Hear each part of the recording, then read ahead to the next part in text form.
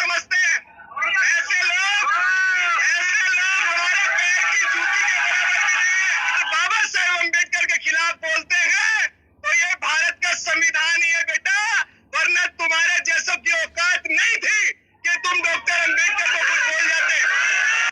Bhim army संगठन ने इनको शोभा देता है और इन्होंने जूतों का ही काम किया है। अब जूते खाने काम करेंगे। लेकिन जो प्रशासन कौन है, इसका हमें बहुत खेद है कि जो हम पे पक्षपातपूर्ण कार्रवाई की जाती है, FIR की जाती है। पिछले दिनों आप जो देख रहे होंगे, आशुतोष दुर्ग पे भी FIR हुई है, अनिल मिश्रा जी पे FIR हुई है। हम आवेदन देते हैं उनको, उनके खिलाफ कोई कार्रवाई नहीं कर पा रहा है प्रशासन। वहीं के हाई कोर्ट में जज है तो अपने भाई के जज होने की फायदा उठाने की कोशिश कर रहा है, और वो व्यक्ति पूरे मानव समाज का दुश्मन है, पूरे हिंदुस्तान का दुश्मन है वो व्यक्ति, संविधान का दुश्मन है वो व्यक्ति, सभी धर्मों और सभी जातियों का दुश्मन है वो व्यक्ति।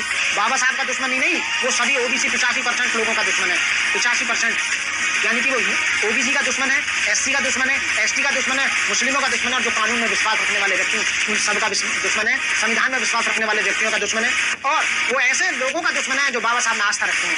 वो व्यक्ति समाज में सांप्रदाय में यानी कि वो बांटने का काम कर रहा है, दुश्मनी फैला रहा है, वो फूट डालो राज करने की नीति अपना रहा है। ऐसे व्यक्ति को जल्दी से जल्दी पागल खाने भेजना चाहिए। वो मेंटली डिस्टर्ब हो चुका है, वो दिमागी रूप से पागल हो चुका है, उसका जो माइंड है वो सही नहीं है। उसका मैंने मेंटली स्टेटस देखा है, तो BN राव को उल्टा कर रहा है, BN राव को संविधान का निर्माता बना रहा है।